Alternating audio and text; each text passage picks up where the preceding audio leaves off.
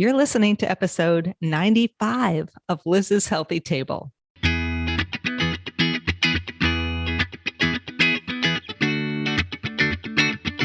Looking for a healthy new way to feed your family without the hassle and hype? Welcome to Liz's Healthy Table, where your host, registered dietitian nutritionist Liz Weiss, serves up fresh and flavorful recipes with a tasty side of science, good nutrition, and fun. Are you and your family ready for some wholesome food that tastes great too? Don't change that dial. Your food adventure starts here.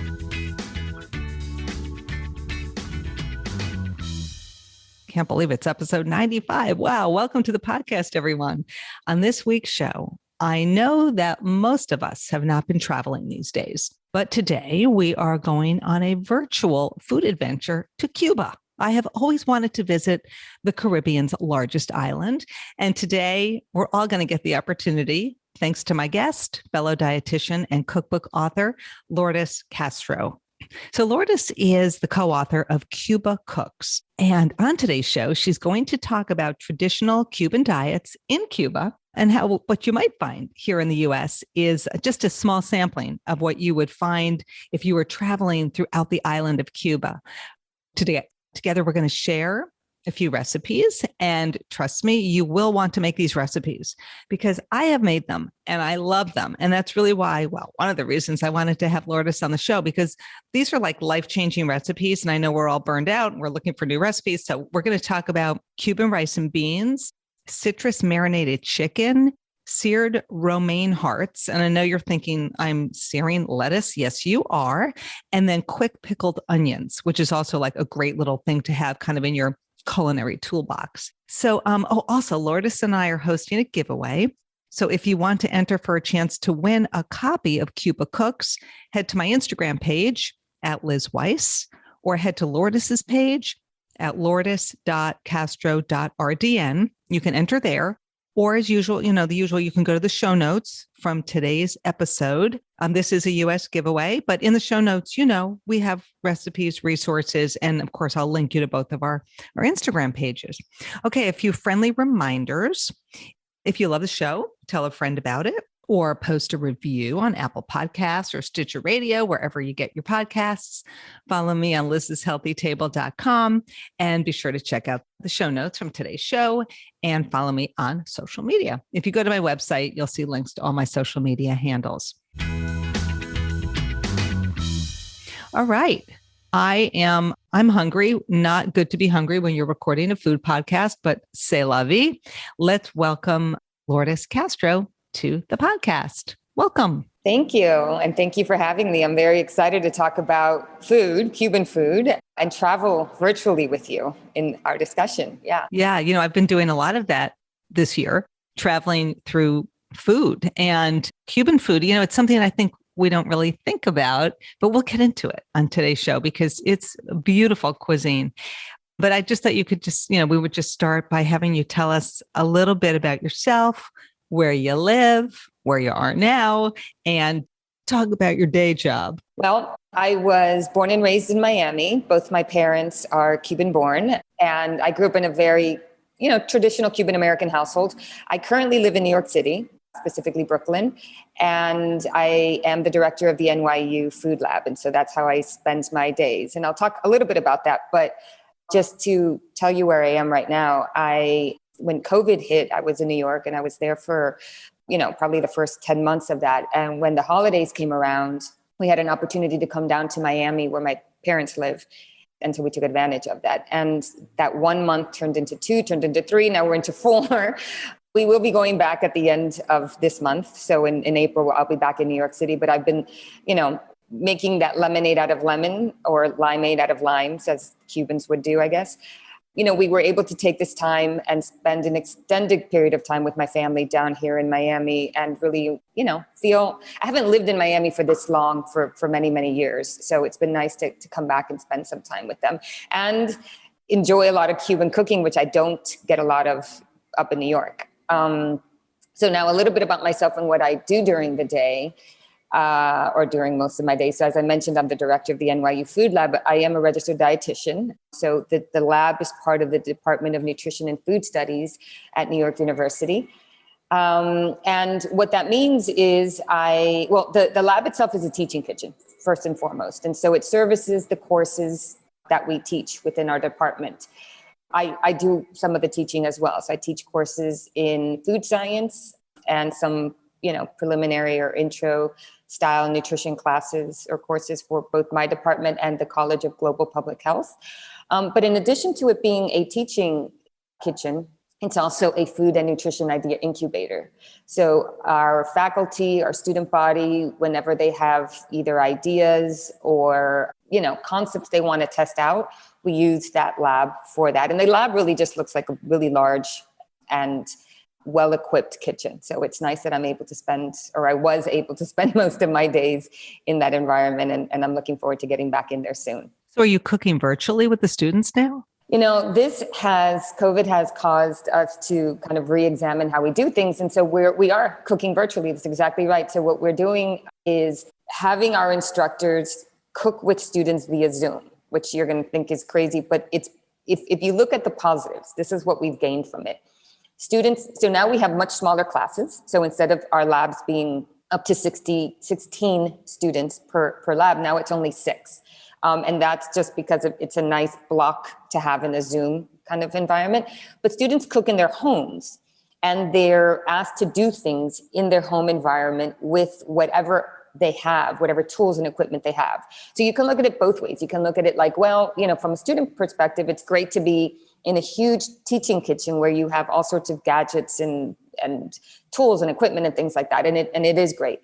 But when you're trying to solve problems and help, and we are teaching the future nutrition professionals of the world, and we're asking them to prepare certain recipes using the tools and equipment they have in their own homes, it mimics more the kind of real world issues that they're going to face when they're trying to counsel other people. So it's actually been pretty, it's given us a nice perspective.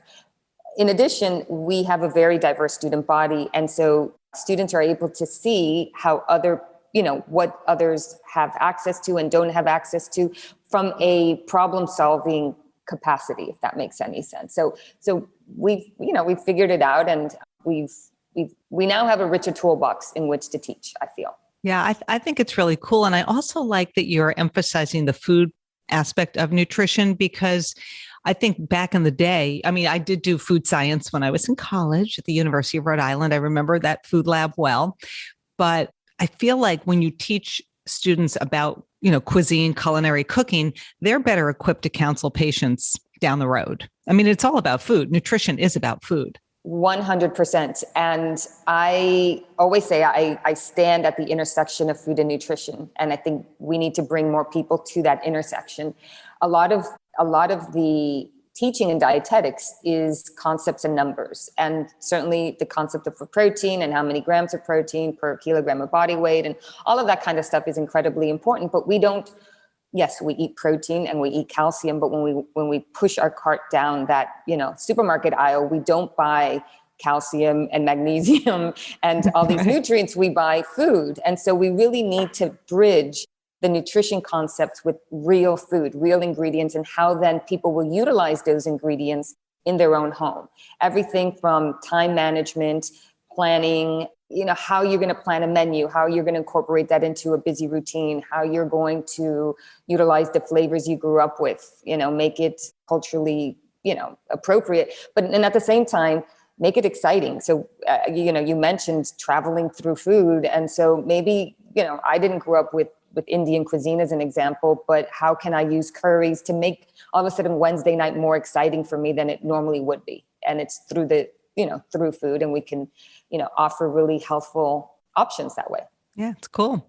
When you said, by the way, we came down to Miami, who'd you travel down with? My husband and I. Okay. So we came down together. Yeah. Good. And he's not Cuban. And so he's, though, despite not being Cuban, embraces not only the culture, but the cuisine as well. Good. Yeah. Lucky guy. Because based on the food I ate that you cooked for me, well, let me just back up and tell my listeners that I am like a lifelong learner. And that's really why I love to do the podcast, because I learn something new every week or every other week. But Several months ago, I signed up for this 6-week program that was being organized by 2 dietitians. It's called the Culinary Nutrition Collaborative. And they really wanted to emphasize cultural and diverse cuisines. So as dietitians, I'm Jewish and I grew up sort of more with maybe Eastern European cuisine, but it's pretty all American. But as a dietitian, I want to learn what other cultures eat and how can we embrace and celebrate those other cuisines without demonizing and saying, oh, you shouldn't eat this or that. It's like, yeah, you should eat this and that.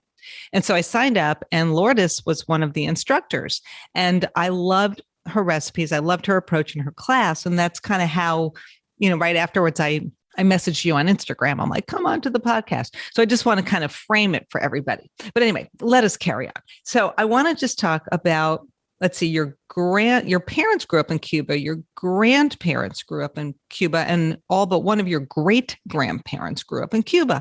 So I can imagine living in the US, you were born here. I'm sure that you had Cuban cuisine in your household. So tell us a little bit about like growing up, the food you ate like as a kid, and what was family mealtime like? Because family meals, it's a passion of mine, but I'm curious, like, what was that dynamic at family mealtime? The question is, it's such a great question, and I'll tell you why. Because when you have people who immigrate to other countries, one of the most powerful things they bring with them is their food. And the reason for that is because it's one of the last things that I think people will kind of, I don't want to say give up or do away with. They'll stop talking the language. So they might not speak as much Spanish as they used to. They might not dress the same way. Things will change. They'll assimilate. But food is one of the last things you give up, if you will. Like, it's a very strong cultural connection that you have with the food you grew up with. And that was certainly the case with my family. And I would even say that probably the first 10 years of my life, I exclusively ate Cuban food or Cuban style food. If we ate pizza, it was, going outside we knew it was different. If we ate Mexican food, we knew it was different. And so the average, what we tended to eat day in and day out was the foods that my parents grew up with, which was Cuban food.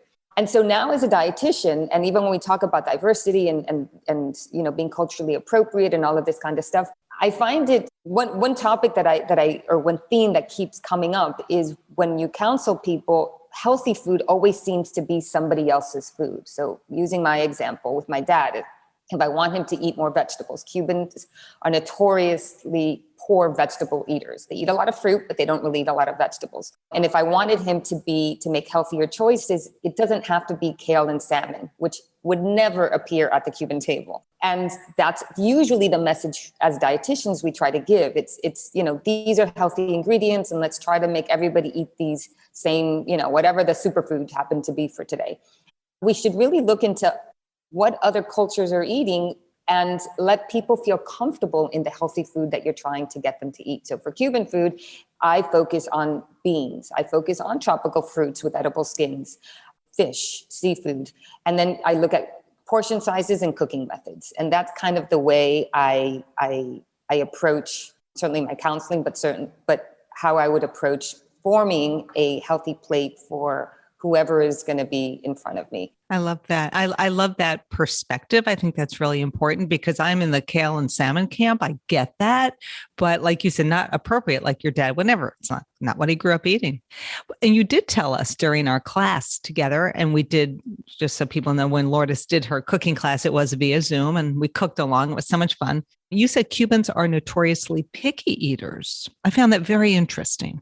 And it's funny, I had this conversation with my mother just last night where, let's even say seafood, right? It's an island. You would think, Cubans would eat all sorts of seafood. They eat what I would call benign seafood. So shrimp, crab, lobster, whitefish, and meaning, yes, mild whitefish. And we're kind of done with that, And that's it. And that's all she got. Yeah. So small animals, which are also in islands, the smaller the animals are the ones that are more abundant for obvious reasons, because there isn't as much land. So things like goat or pork or pigs or chickens, lamb, things like that, duck even. And duck, goat are not things that Cubans would really wrap their heads around. They're going to go more for that quote unquote benign animal, like a chicken, breast meat, the white meat of the chicken, maybe some pork. Pork is definitely going to be part of the cuisine, but it's not as varied as you would think. And it's, there's habits and traditions and things that are typical, and that's where they tend to stay, for better or for worse. Yeah. And, when I was looking through your book, it was interesting. I mean, like with any cuisine, there's always going to be, it evolves over time, depending who colonized, who lived there. And you talk in the book, it is a beautiful book, everybody. You talk about, I'm getting ahead of myself here with my questions. Yeah. So you talk about the indigenous people who lived there. You talk about the Spanish who colonized. You talk about the French. You talk about the Chinese who came over to work the land. But it just must be so interesting. But you also talk about how there's really like corn is not part of the cuisine. And you would always, I would think corn would be part of the cuisine. So it's changed a lot. But what does it kind of encompass? I mean, you said Cubans are picky eaters. Their fish is mild. They're limited, like pork, chicken, love the tropical fruits. But what else? What else do they eat? I know rice and beans and certain veggies. So give us kind of that list of what they love to eat. Well, so for the most part, and you're right, Cuban cuisine is probably best known as a colonial Spanish type of cuisine, where the Spanish influence is quite large, and it is. But it did have the native inhabitants of Cuba were the Taino Indians, and there's a lot of habits that really are the foundation of that Cuban diet. And so they definitely had a sweet tooth, right? Even though sugar wasn't part of that equation, but there was a lot of honey there, and that's where a lot of that sweet undertone of the Cuban cuisine comes from. Of course, when the Spanish came and they brought a lot of domesticated animals, they introduced sugar to Cuba, olive oil, use of salt, things like that kind of built on it. And then I would say the other two main influences are going to be the African influence, which the African, I guess, tribe that was brought over already was familiar with a lot of the innate ingredients there, because the Portuguese had already introduced it to Africa. So they already knew how to work with those ingredients, but they showed different cooking techniques. So rotisserie style, whole animals, just how they used it was a little bit different. And then the Chinese influence, which I find is usually glossed over. The Chinese came in the late 1800s, and there's a lot of that sour flavors that now is combined with the sweet flavors that I had mentioned before. So that sweet and sour kind of combination is, in my view, what defines Cuban cuisine, and a lot of that bitter citrus. I think a lot of people feel that Cuban cuisine might be, you had mentioned, I didn't realize corn wasn't as common in Cuban cuisine as you might see it in Central American cuisine. Neither is fiery foods. So fire, which, like that spicy, things that you'll find in chilies from Central or even certain parts of South America, is not at all part of the Cuban palate. It is more of that sweet, sour, tangy kind of flavor. Yeah. I mean, I always find too, it's interesting that you can use lots of spices, but the food is not fiery or spicy. No. And that's where I think a lot of people over time, like I grew up in a household where it was very simple. Like my mom doesn't do spicy. So I don't use a lot of seasoning, but now as I've been cooking more with these virtual experiences and visiting with other cuisines, I am getting much more like free form, with my herbs and spices. And I'm curious about the sour citrus. Like what kind, like I think of citrus like limes and lemons can be a little bit, sour. Is that what we're talking about? Limes and lemons for sure. Lemons less so, but limes 100%. But there is a sour orange that's very typical in Cuban cuisine. And you don't really find it. It doesn't grow, certainly down in Miami, you'll find it not as popular in other parts. But all you really have to do to achieve that is use equal parts orange juice and lime juice. And so if it were only lime juice, it would have that tart, maybe just more on the sour and tart flavor. But by adding a little bit of fresh orange juice, which kind of rounds it out and gives it a little bit of sweetness, that's where you get that sweet and sour. And I think even in a lot of cuisines, I know the ones that we did together, there's that kind of push-pull between sour and sweet. I'm trying to think of there's other dishes, even with our seafood, we're always going to have sour, sweet. And actually, if I may even add, we use fruit in our savory preparations. So plantains or bananas, different types of, and at different points in their ripeness are used. And there's always a little sweet mixed in with a little salty. So it's always that, one versus, one with the other. And that is very much part of what is a Cuban palate. Yeah, it's so interesting. You also said that, you said that in the US, like the 1950s Havana style cooking, like that's what we would find in the US. And I think people think Cuban sandwich, when they think Cuban, or maybe rice and beans. I don't think people really get it. And if you were to go to Cuba today, which is really what your book explores, like what would people find there? Has the cuisine evolved over time? Or are they, it feels sometimes like you think you go to Cuba, you're going to be in this time warp, because they always show pictures of these 1950s cards, right? So what's it like today when you go there?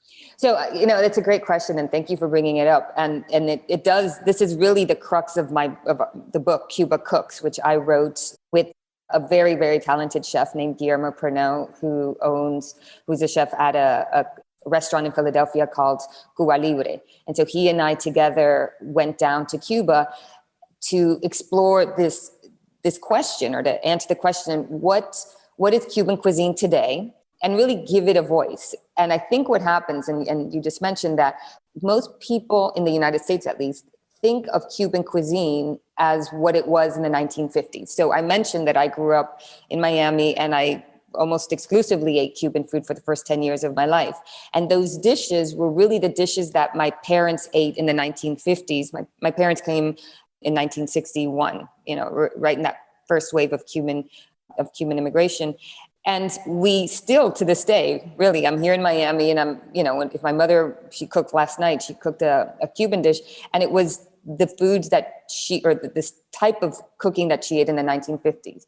And so it's a really interesting concept, because if we think of even the American table or the American, way of eating, we don't eat the way we ate in 1950. I mean, yeah, I guess some people eat meatloaf or mashed potatoes or whatever was popular Jell-O. then. Got to have the Jell-O mold. Yeah. Yeah, it's evolved so much, and it makes sense because time and we have different influences and just different preferences.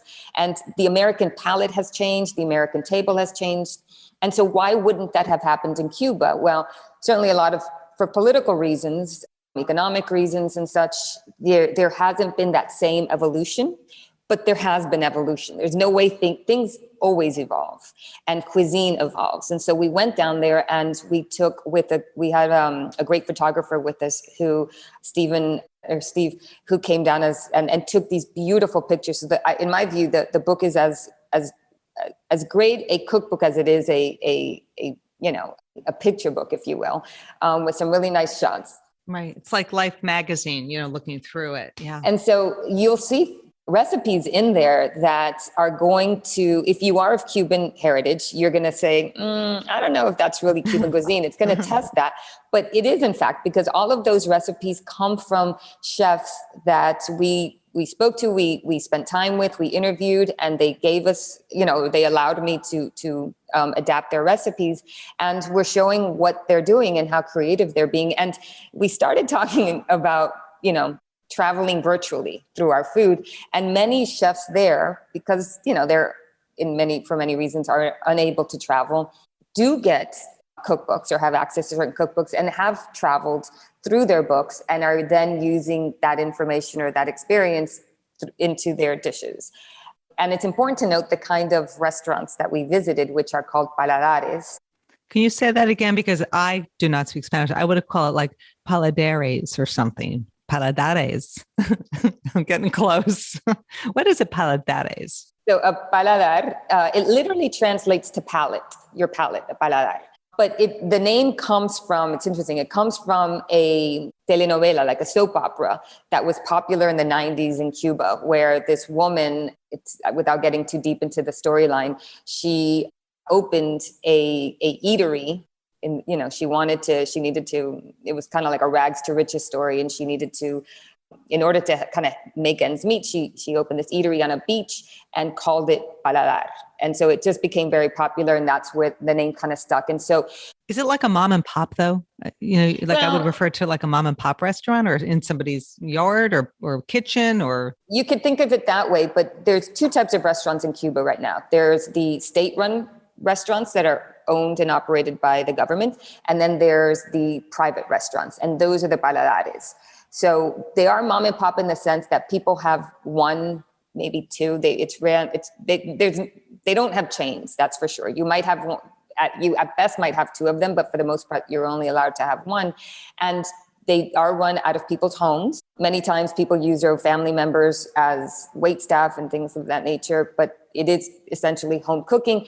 In some cases, you're seeing now that because of tourism and the popularity of these things, they've been elevated. And while they might have started at a home, then the home now is no longer a home and it's more a restaurant, but it did start off as a house. But these chefs are using their creativity, are using, in many cases, found objects to function as serving pieces, as equipment. Ingredients are not, not that they're easy to come by, but they're not reliably sourced. So one day you might have, the raisins you need for your picadillo, and the next day you might not. So you're going to have to improvise on the fly. And Cubans, I think if there's anything that is a Cuban trait, is their ability to just improvise and make it happen, So those restaurants created these chefs created these really interesting dishes. And in some cases, they're becoming now part of what the cuisine is. Now, I'll give you an example of something that people like myself or my parents, or certainly Cubans in the United States, would never consider to be a staple in Cuban cooking, but it is now, which is the Cuban pizza, which became popular in the 1970s. And just, without getting too deep into the political and then economic situation that's going on in Cuba, pizza's cheap, right? It's flour. You can make it really thin. You can stretch ingredients. And so that's kind of the genesis of it. But now pizza on a table in Cuba is no different than, let's say, chicken nuggets on a table for American parents, where Cuban kids insist on pizza because it's become very much part of their cuisine. But they might have, plantains on it, or they might have, the toppings are going to be much more a la Cuba. Right. That makes sense. I was just going to text my husband and say, shh. He's always on Zoom calls and he's so loud. I should scream, quiet on the set. Well, this is the new reality, right? That's right. No, I find it so interesting that we don't in the US know about, this evolution. And your co-author, the chef, whose name I will butcher, so I'm not going to attempt it. Does he do tours of Cuba, like culinary tours, or will he do that post-COVID, do you think? I need to find, so his name is Guillermo Pernot. Again, he's at Cuba Libre restaurants, which there's some in Philadelphia, but there's others in other parts of the country. He was running or hosting culinary tours in Cuba. I attended one of them. Just, I kind of tagged along. And he's incredibly, educated and knowledgeable on not only Cuban cuisine, but he's kind of his finger on the pulse into what's happening in the culinary scene in Cuba, which changes daily almost. I mean, paladares, as quickly as they're open, they're closed for a variety of reasons. And so it's constantly evolving. And, and I'm always surprised at how he's so tapped into what's going on there. But yeah. I'll put a link to him in the show notes so people can check him out, but I'm going to keep my eye on him. Yeah. Because I really do want to go to Cuba. It's just like, I have this very long bucket list, and you can imagine it's even longer now. I think we should segue from, I know what I was going to ask you. When you went to Cuba for the first time, we talked about this before we rolled tape today, but was that like, how did your parents react to that? Because I know there's a lot of trauma, from that exodus out of Cuba. So how did your parents react to that? How did you balance that? Yeah, no, thank you for bringing it up. And it's a complicated situation. And so as I mentioned, both my parents are Cuban born, and I do have two step parents, of which both are Cuban born. And the only one of the four of them that went has been my mother. And my mother, when I went for the first time and I told her I was going to take on this project and do it, she said, I want to go with you and I want to go see it. And it really meant a lot to me to go if I was going to go, that I went with my mom, because all of them, but because she's the one that came with me, she came as a teen. And it's traumatic. It was a traumatic experience, as all immigrants. When you leave your home country, it is, for whatever the reason is. It's complicated, and it's in some cases it's more traumatic than others, but it is complicated. And I know many people look at Cuba as this really exciting and exotic place, and, where you can have travel and learn, see what's going on kind of through this time warped, situation. But if that's your heritage and those are your people, it's far more complicated than that. And, even points of view that are, they're given how you think things are going and should people be allowed to go or not be allowed to go. Putting all of that aside, at the end of the day, the people who live there now, the Cuban people it's a beautiful culture. I see a lot of, creativity. I mentioned, the need to have to just figure it out on a daily basis and just keep moving forward. And that's, that tenacity and that drive is really admirable. And so going back to your question, though, when I went with my mom, it was emotional for her, and I was able to see it through her lens. And she gave me stories as we walked down certain streets of, her recollection of my grandparents and things like that. And so it was as much a cultural. It was almost it was like a homecoming in certain ways, and I definitely had an appreciation for the tough decisions that my grandparents had to make in coming to this country. Yeah. Wow. Yeah. It's intense. I mean, but what a gift, to go back and see it really see it, and whoever wins this book, or go to Amazon, everybody, and check it out, because it is gorgeous and you will learn a lot. So I want to just talk a little bit about the recipes. I'm going to do a screen share here on Zoom for people who are watching. And if you're not watching, then you can go to the show notes from today's show, episode 95. I can't believe it. Wow, we're almost at 100. And I'm going to put these recipes because Lourdes was kind enough to share them. So I wanted to just talk about Cuban rice and beans. And this recipe is interesting because the week before, during this culinary conference I've been attending, we had Vandana Sheath on, and she made basmati rice with us, and she's from India, and her technique was so different from your technique, Lourdes. So I thought she soaks her rice first. I assumed you'd do the same. You did not. So just tell us what's in your rice and beans and what's your method, because it was so delicious and I made a lot, and you could freeze this, what you don't eat. It's just like one of these great, it's like a workhorse, it's a good staple. So just tell us about what's in your rice and beans.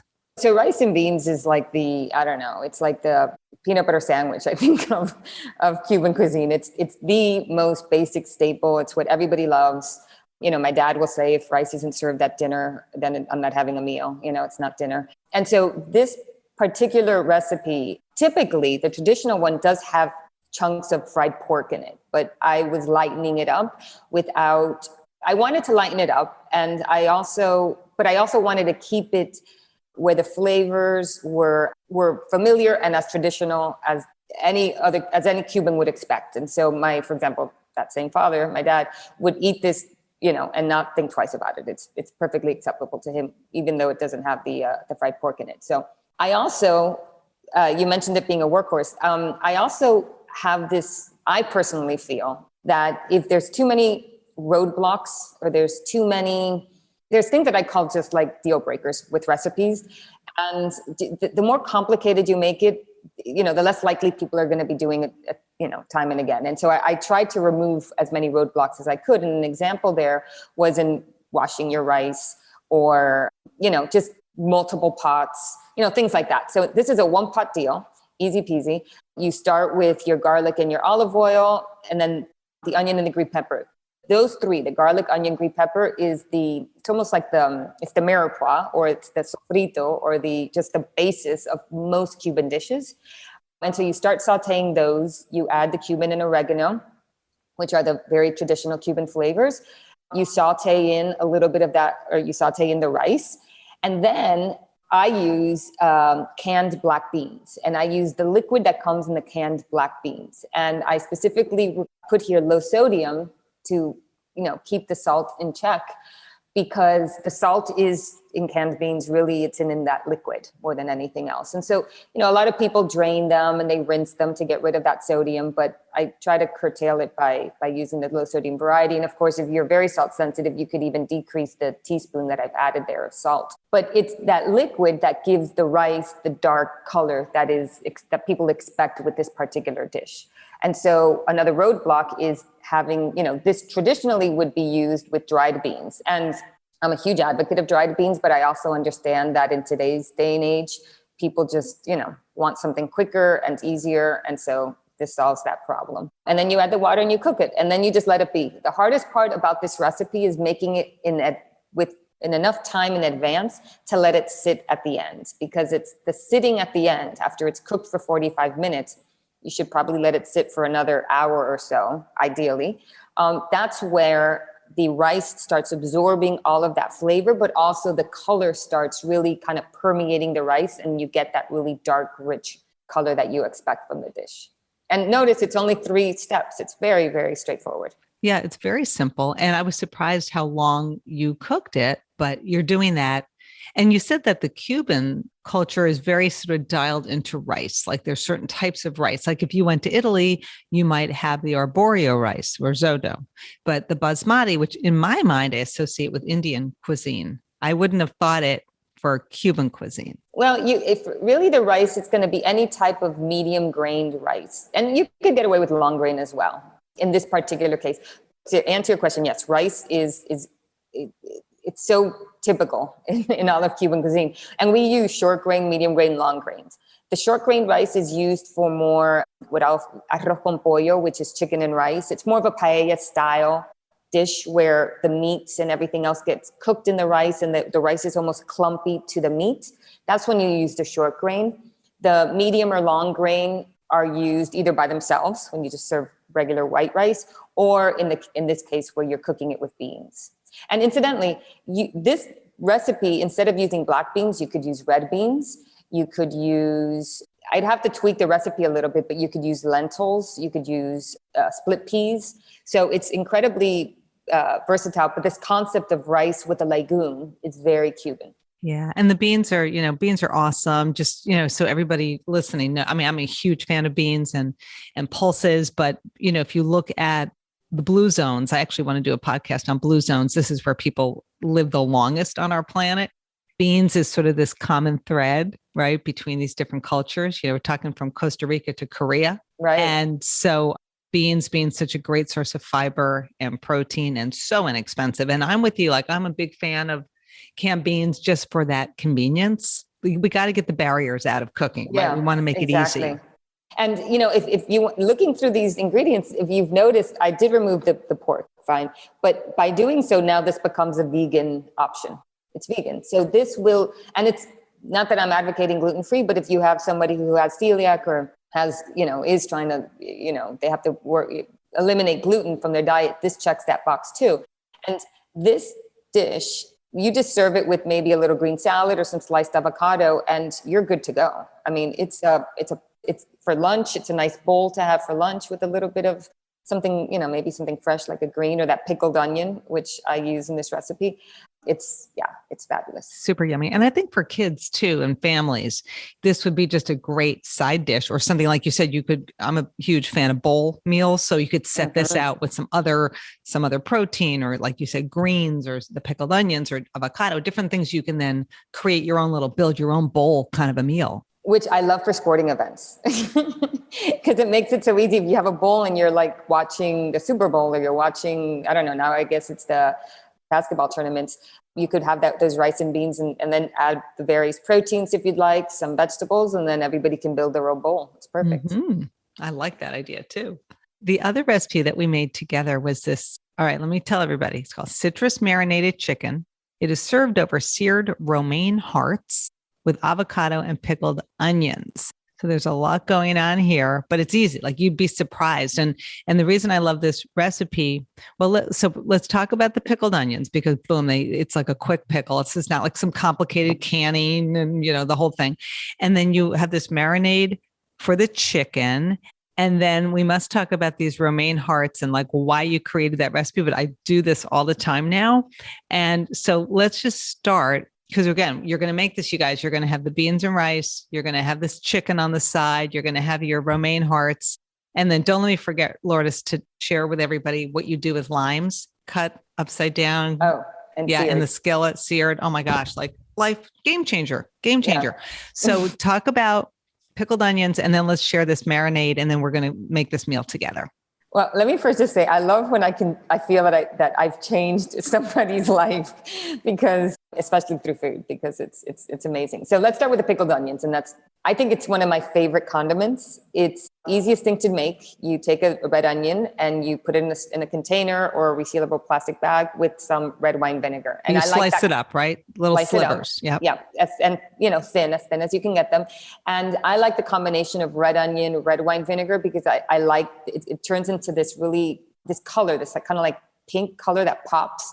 So it actually garnishes your food quite nicely. But you could certainly use any other type of vinegar. I wouldn't use balsamic, but you could use apple cider or, what other type of vinegar, white wine vinegar, if that's what you had. And you could certainly use white onions as well. But I personally like that combination. Once it needs at least 30 minutes at room temperature. But if you did it the night before and left it in the refrigerator, it's even better.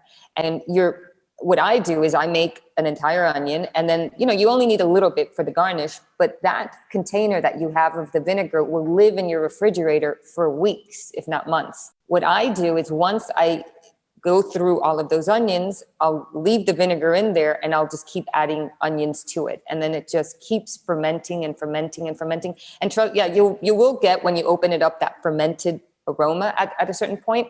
But that's fine. And those of you who enjoy fermented foods for its, probiotic effect, then this is a nice winner there. Easy one. And it's interesting. Like, I don't like raw onion. My husband actually does, but I don't like raw onion. With you. And I think by doing this quick pickle, it just takes that edge off the onion. And then you've got it in your fridge and you can add it to the bowl meals you're making, salads, pizzas, sandwiches would be really nice. Tacos, and it just gives it anything. Yeah. Oh yeah. Yeah. We could go on and on just with pickled onions. We could just Exactly. do a show on that. So we've got the quick pickled onions, and now you made this marinade for chicken. Now, when I did this dish, did you call for chicken tenders? Because you called for thin sliced chicken breast, skinless, boneless. I cheated and I got chicken tenders because it was such like a no-brainer. They already came in these small pieces, and I know like kids love those. But did I do this overnight? I'm trying to remember. The night before, that morning, you create this marinade, and then you put the chicken, like in a Ziploc bag or in a bowl, and you just let the flavors soak into the chicken. So tell everybody about this marinade, which it really does sort of bring together this concept of like the sweet sour kind of thing, right? In Cuban cuisine. Sure. Yeah. And so this marinade is actually used quite a bit for pork when they do the whole pork or any type of pork recipe, but certainly the whole pork. And there's this sauce in Cuban cuisine called the mojo.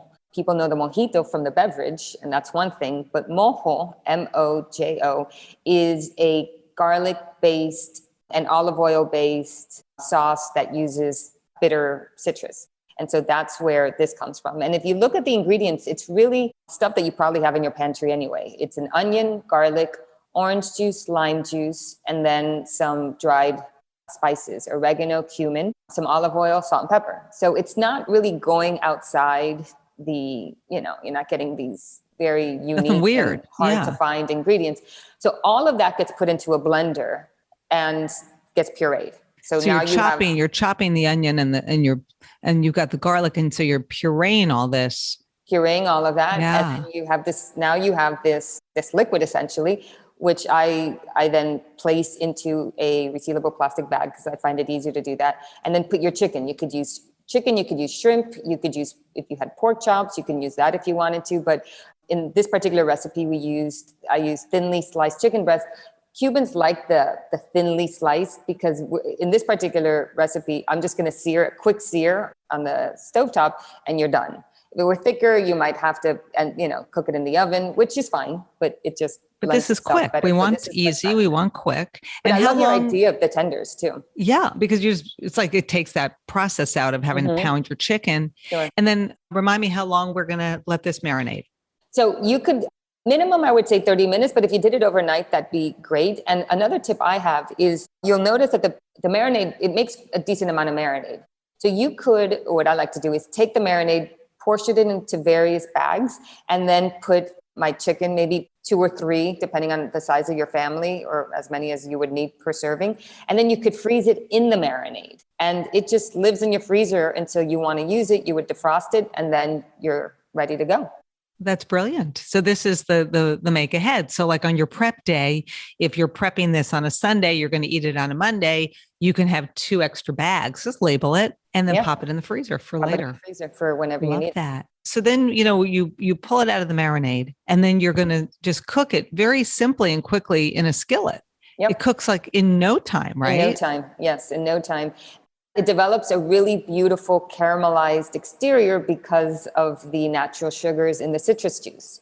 It's not that it's overly sweet or anything like that. There's absolutely no added sugar, but there's that natural sugar in the citrus, and it gives the chicken just a really beautiful color. So good. Oh my gosh. So my husband is a pescatarian. So needless to say, I was eating this for days because but you could use it for fish me. Too. You could, right. And you could also take that marinade before you added the chicken to it. Let's say use it. You could even just take the marinade and simmer it for a while and use it as a sauce. Right. Because you'd want to cook a little bit of that onion and garlic, not make it raw. Okay. And so now we've got our rice and beans. We have our beautiful chicken, but wait, there's more, because you're trying to get more vegetables into the Cuban diet, because you said earlier they don't love vegetables.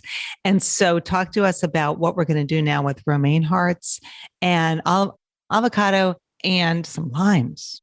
Right. So, yes, wait, there's more. And I should say, Cubans are notoriously bad vegetable eaters.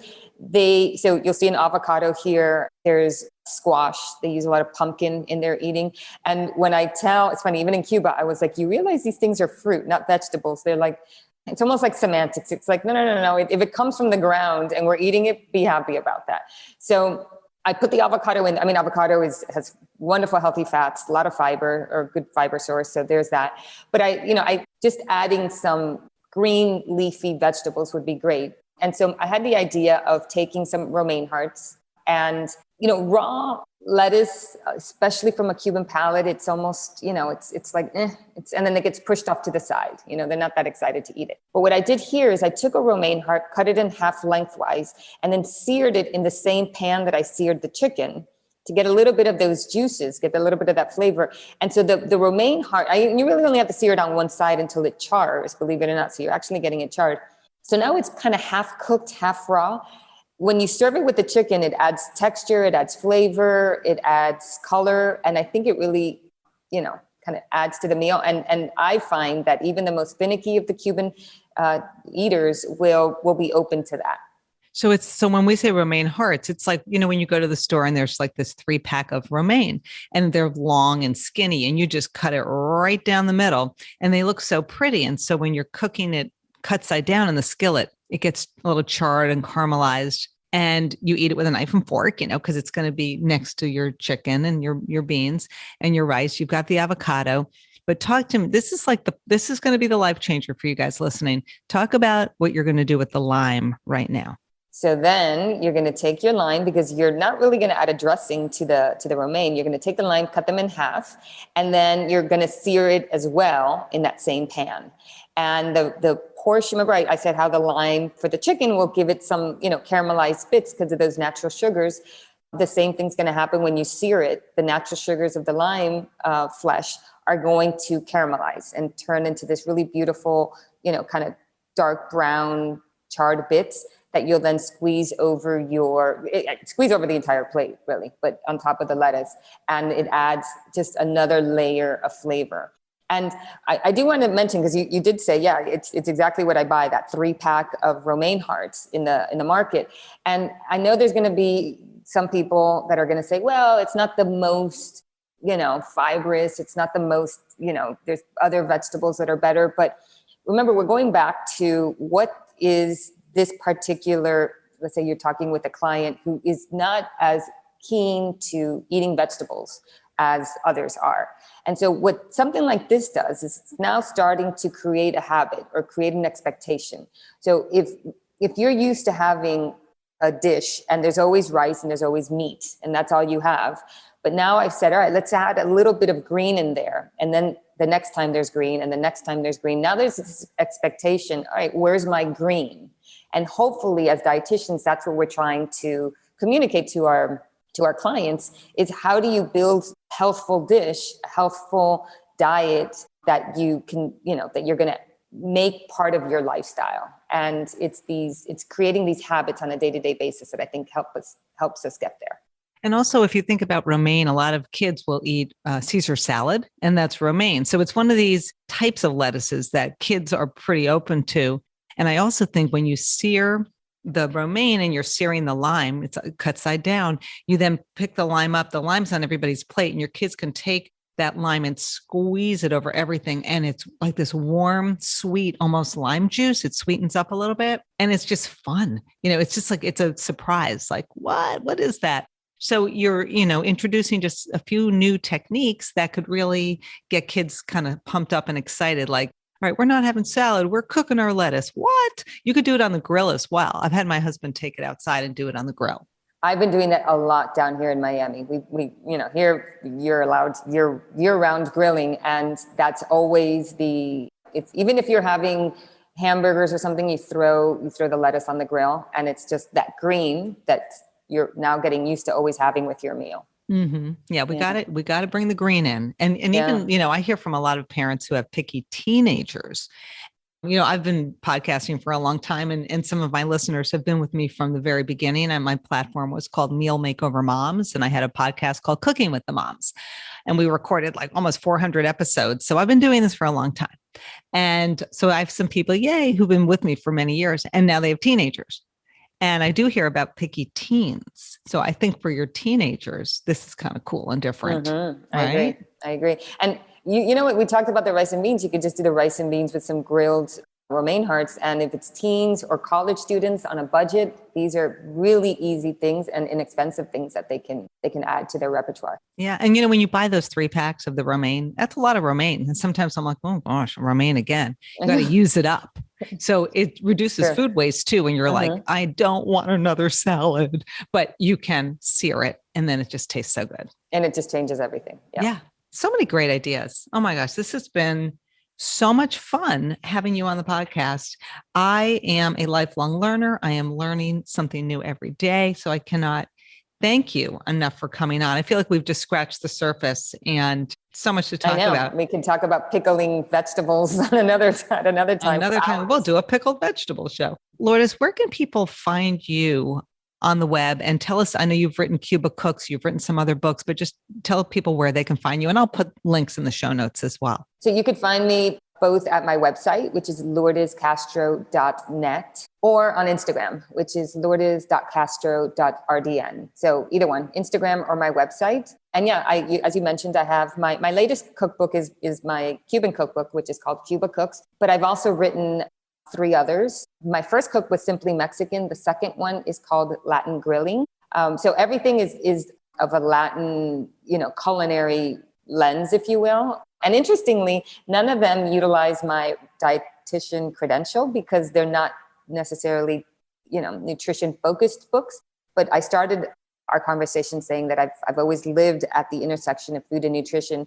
And I would even argue that any of these recipes would check boxes that any dietitian would be more than, happy and proud to offer to their clients. And what's your third book in the lineup? The third of the lineup is not a cookbook. It's a dictionary. It's a Spanish-English dictionary of culinary terms, and it's called Eat, Drink, Think in Spanish. And I wrote it. It was actually it's the first, even though it's my second book, it's the book that got me, that the publisher, which is 10 Speed Press at the time, bought in order to, before I was able to get my other deals. And I wrote that proposal because there was a need. I had no idea how to translate certain words from Spanish to English because depending on the country you're from. So I'm of Cuban heritage, but if I were from Mexico or if I were from Argentina or from Spain, how, the word that we use to say banana is different depending on your country. And so when I was working with chefs at the time, and I was working with some Spanish chefs at the time, it was confusing to figure out, how to translate these recipes or certain recipes from English to Spanish. And so I figured there needs to be a resource. And so I created that resource. Wow. Busy lady. Well, thank you so much for hopping into the podcast today. It was really great to have you. We appreciate it. Enjoy the rest of your time in Miami. So much fun talking to you today. And I was so happy. Incidentally, your dish at our cook-along was spectacular. You had a really beautiful presentation. So if I didn't tell you then, I wanted to tell you now. Well, thank you. I take my food photography very seriously, and no, it's fun. And actually, when I'm doing these cook-alongs and I'm participating, I always set up like a ring light or something because it's nighttime and it's so dark. So it's like, I'm going to make this look nice. So, but it was great having you. And so just thank you again for hopping in. We really appreciate it. It was my pleasure.